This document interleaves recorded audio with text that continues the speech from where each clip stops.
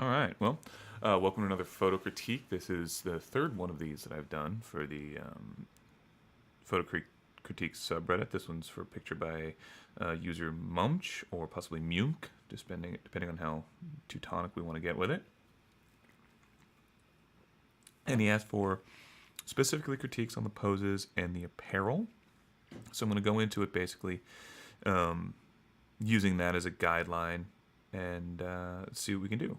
Since this is still just my third one of these, I'm going to continue to tell people why I'm doing it in a video rather than just writing out a critique in the responses.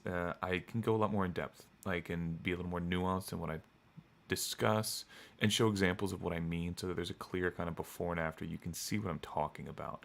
And it also keeps me from sounding overly harsh or overly praising to a photograph. So now let's dive right into this one. To start, I dig a lot about this photograph. I do have some big questions. Some of them do have to do with the apparel and the posing. So we'll start with just a couple of general notes about this type of specifically posed photograph. The first and kind of the biggest is there's an issue. She has a cigarette in her hand and she's wearing a mask. How is she smoking that cigarette? She's not holding it for him. He's also got a mask on and he's asleep. So why does she have that cigarette with that balaclava or bandana or whatever you want to call it on? It doesn't fit its own internal logical consistency. There's a couple other details that are an issue with a posed photograph. You know, there's still a camera lens sitting over here from other shots. This crop on their feet is very strange. The little bit of extra information over here, just seeing the beginnings of the stairs down to the edge of the porch or to the bottom of the porch, are all issues with a posed photograph. If this was a candid, if you had just like wandered by and taken the shot, no big deal. But if you're trying to tell a story, if you're trying to say something, you want to make sure that those details don't pull away from whatever it is you're trying to say. And this is a photo with a story. I'm not sure what the story is, though, and that's kind of my major complaint. What are these people doing? What, like, you don't have to tell a explicit, like, these two people have just come from a rally of some kind and are resting, or he's been wounded and is resting and she's thinking about that. You don't have to tell something so explicit to the viewer, but you need to have something like that in your head.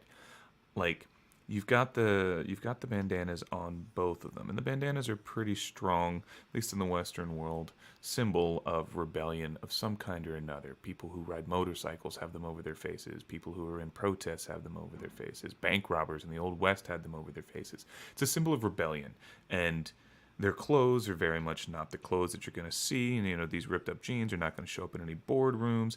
This kind of layer on layer with the rolled up jeans and the boots, these are all kind of symbols of youthful rebellion.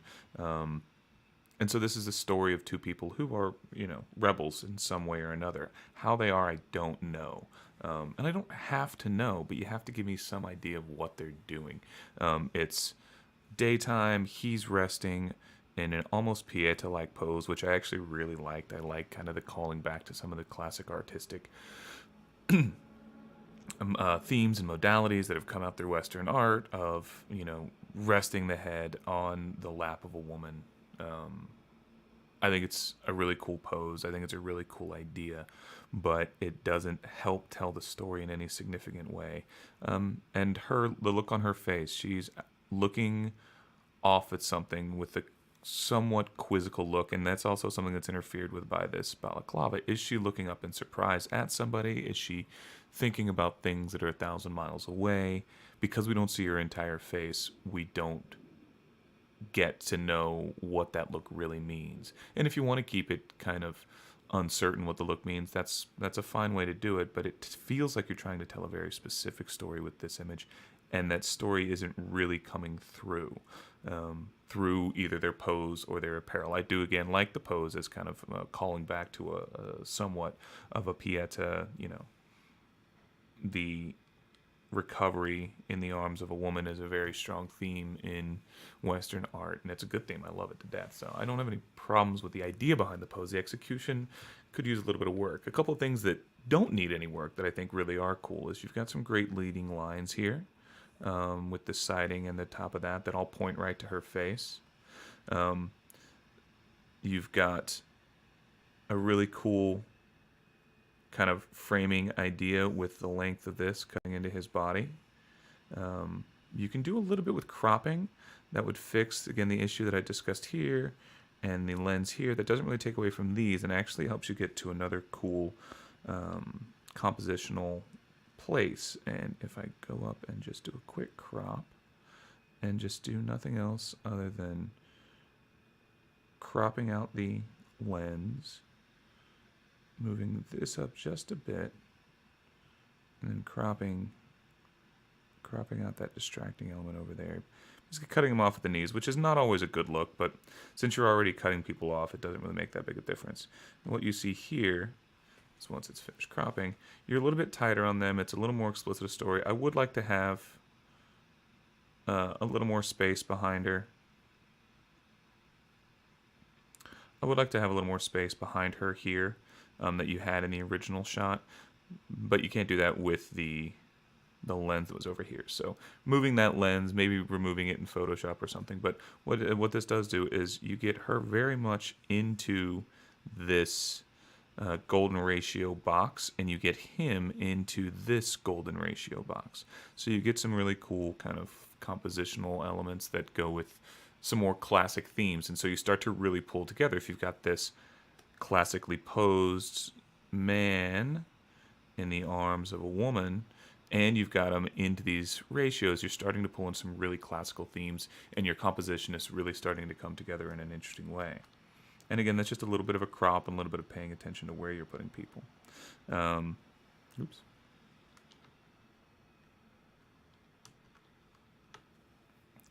So that's compositionally what I wanted to talk about. The other is going with your post-processing. You've faded the blacks a little bit.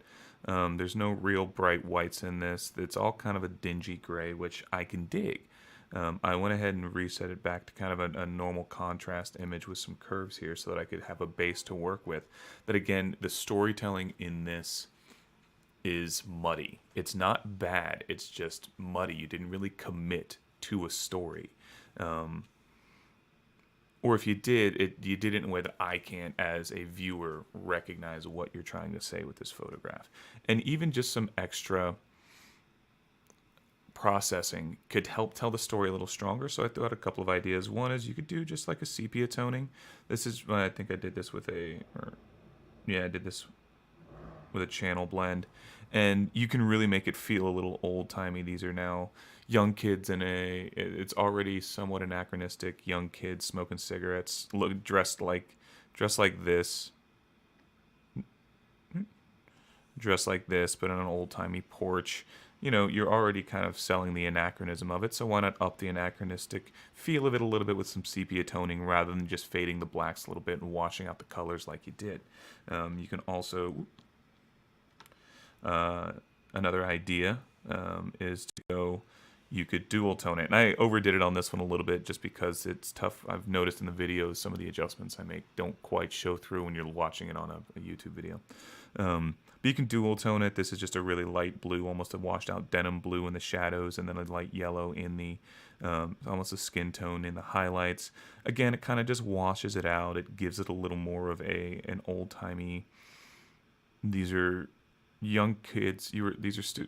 These are young kids who are out of time, like not as in they're running out of time, but they're separate from time in some significant way. That his watch and this brand of cigarettes, it's only been around for a few years with those Marlboro Blacks.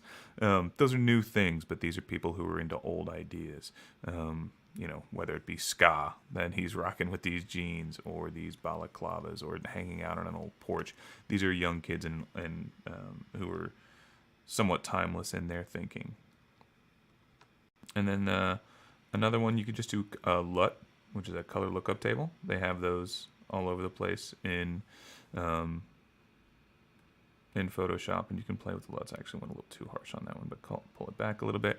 And you can add some contrastiness as well as, instead of decreasing contrast, you can increase the contrast and warm it up. And now this is this is the feeling of exhaustion at the end of a long day of doing something, whatever it is that they were into.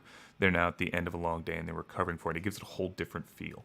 So, I know I went a little over what you specifically asked for the critique, but I think that their posing and their apparel tries to tell a story, and working on that story in some significant way will, I think, really improve this image. So, I hope that works for you. If you have any other questions, anything like that, feel free to hit me up in the subreddit. I don't respond. I deactivate comments. I have no interest in YouTube comments whatsoever, but I will respond to anything that's asked through Reddit. Hope this is helpful, and have a good one.